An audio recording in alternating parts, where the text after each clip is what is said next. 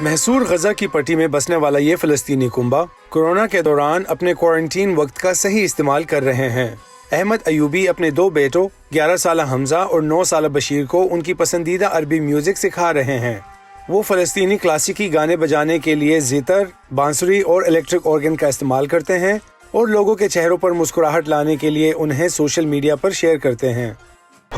وہ لگ بھگ 2 گھنٹے بجاتے ہیں اور کبھی کبھی اس سے بھی زیادہ۔ ہم عام طور پر مشق کرتے ہیں اور نئی اور مشکل دھنیں سیکھتے ہیں۔ وہ ایڈورڈ سیت نیشنل کنزرویٹری آف میوزک میں موسیقی کے طالب علم ہیں۔ حمزہ زیتر اور بشیر بانسری بجاتا ہے۔ 22 مارچ کو غزہ کی پٹی نے اپنے پہلے کورونا کے کیس کی تصدیق کے بعد ہنگامی صورتحال کا اعلان کیا تھا۔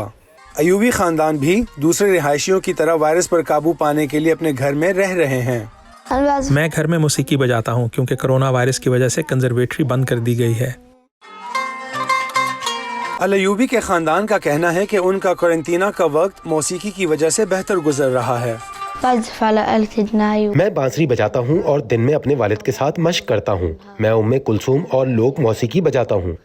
فلسطینی علاقے میں حکام نے کورونا وائرس کے کم از کم 500 کیسز کی اطلاع دی ہے، جن میں غزہ کی پٹی میں کم از کم 17 شامل ہیں۔ ایوبی کے بچوں کا کہنا ہے کہ ہر کوئی معاشرتی دوری کے دوران اپنے فارغ وقت کو کچھ نیا سیکھنے کے لیے استعمال کر سکتا ہے۔ میں بچوں کو گھر رہنے اور اپنی صلاحیتوں کو بہتر بنانے کا مشورہ دیتا ہوں۔ میوزک سیکھیں یا کچھ اور۔ فلسطین کے ساحلی علاقے میں تقریباً 20 لاکھ افراد آباد ہیں اور ان کا کنٹرول امریکہ کے نامزد کردہ دہشت گرد گروہ حماس کے زیر کنٹرول ہے۔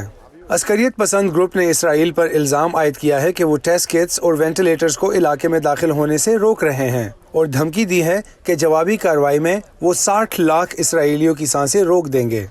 صافی محمود کے ساتھ Imran Jadoon, voice of America.